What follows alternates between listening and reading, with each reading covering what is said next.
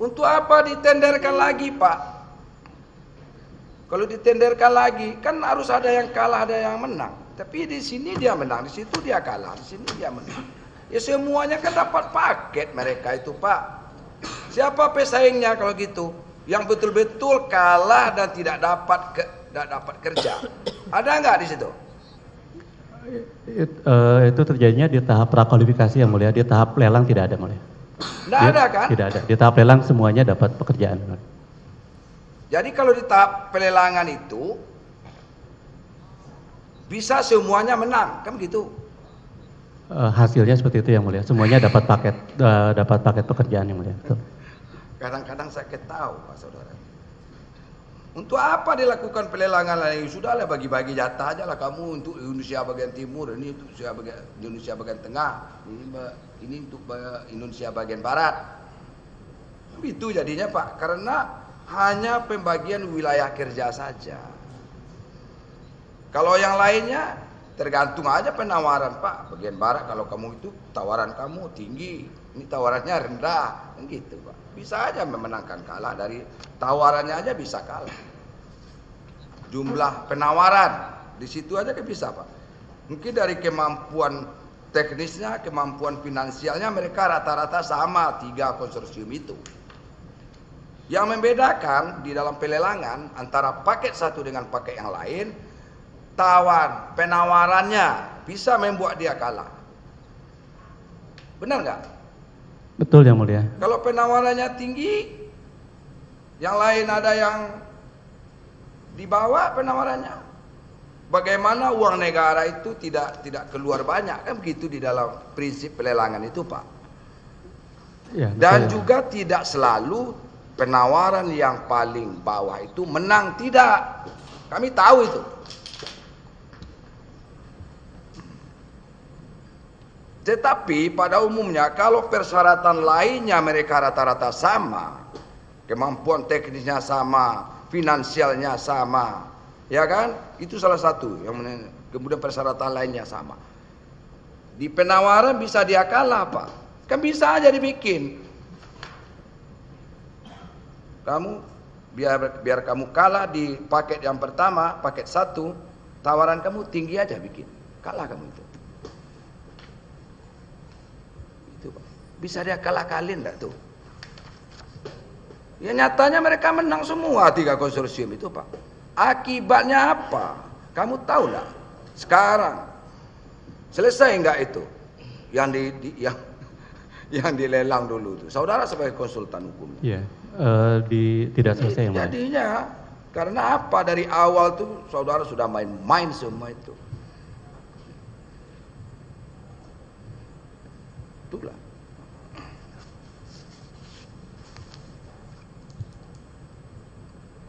Itu jadinya, Pak. Jadi percuma aja saudara konsultan hukum di situ kan begitu. Tidak ada gunanya saudara itu. Itu apa? Lebih pintar yang punya pekerjaan daripada konsultannya. Karena saudara diarahkan, gitu loh. Betul? Betul yang mulia. Ya. Jadi untuk kriteria teknis. Kalau udah betul, sebelahnya lagi. Itu apa saya tanya lagi kalau udah betul? Sebelahnya. Jadi masih dilakukan oleh tim sebelum saya adalah mengklarifikasi hanya kepada 2 perusahaan tadi yang mulia, yaitu Huawei dan ZTE. Atas pemilihan 2 perusahaan tersebut untuk klarifikasi lebih lanjut. Itu kan saudara yang bilang sama siapa dulu? Sama si Mariulis. Ya. Tolong dihubungi itu. Kemudian diajak meeting. Silent ya. Itu maksudnya apa? Silent itu. Mohon izin, saya masih melanjutkan penjelasan saya sebelumnya. Jadi meeting. Nah, maksud silent itu apa? Iya. Ada hubungannya nih penjelasan saya yang mulia. Mohon izin yang mulia. Ada hubungannya penjelasan saya nanti yang mulia. Jadi saya mau nggak mau harus sedikit cerita sedikit ke belakang. Jadi bahwa pertemuan dengan Huawei dan ZTE tadi itu sudah dimulai dari tanggal 10 dan 11 September 2020. Di mana saya belum berposisi sebagai kepala divisi last mile pada saat itu.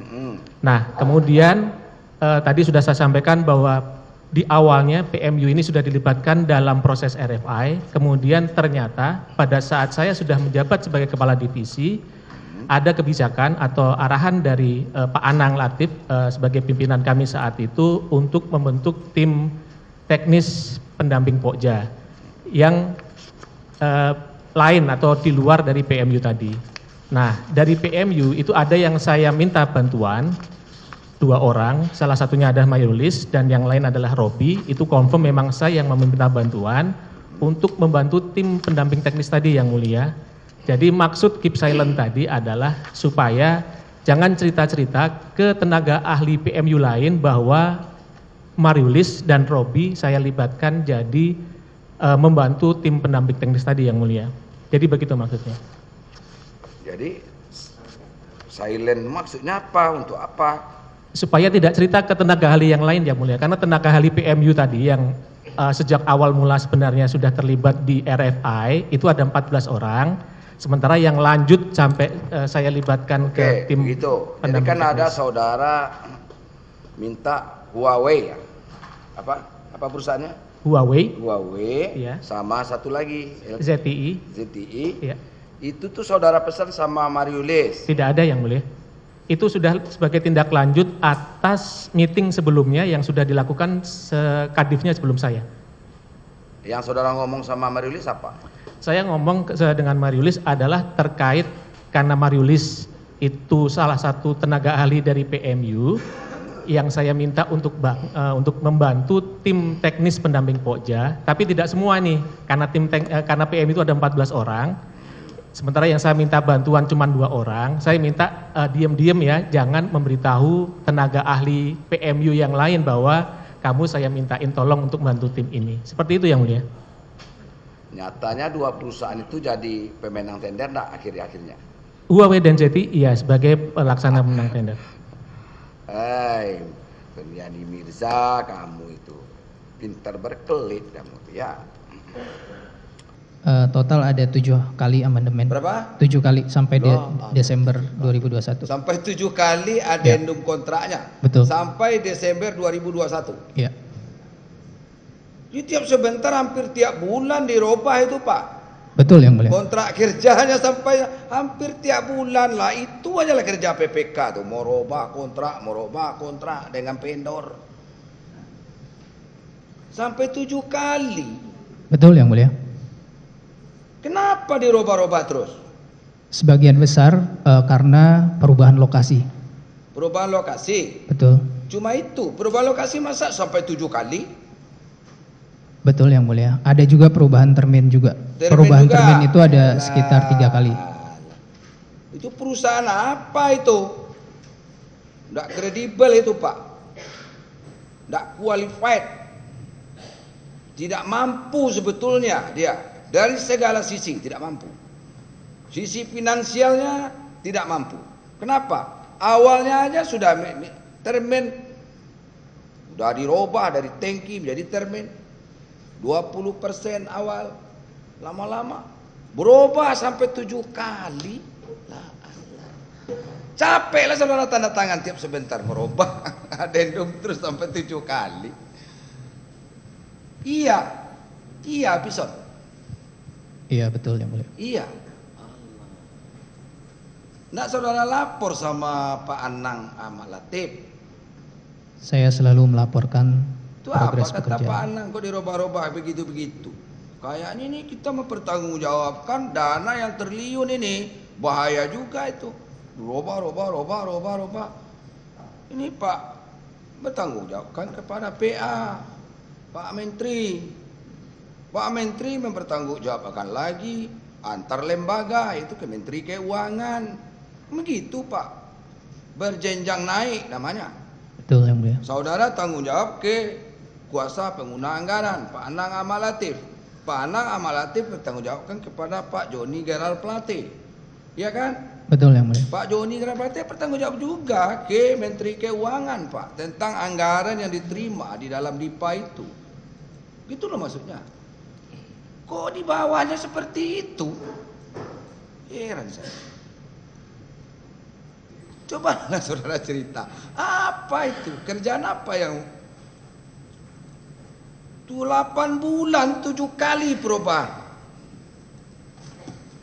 Apalah judulnya? Judul apa aja lah tuh. Saya nggak tahu apa Pak Joni Gerard pelatih itu tahu dengan keadaan yang di bawah itu. Saya yakin nggak mungkin lah tahu yang pimpinan PA itu. Kalau Pak Anang tidak laporkan, saudara tidak laporkan, kan berjenjang naik Pak. Itu loh. Saudara mau aja itu. Kan harusnya konsultasi dengan PA Pak. Pengguna anggaran ini minta dirubah lagi kontraknya, berubah lagi. Adendum itu kan nama-nama istilah tuh Pak. Sebetulnya perubahan skema pembayaran. Itu maksudnya. Benar nggak tuh? Betul yang mulia. Nah sekarang begini, sudahlah. Ya nantilah dia tanggapan Pak Anang itu apa nanti.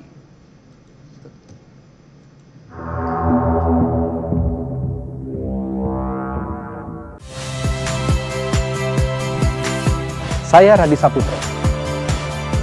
Saksikan program-program Kompas TV melalui siaran digital, pay TV dan media streaming lainnya. Kompas TV, independen, terpercaya.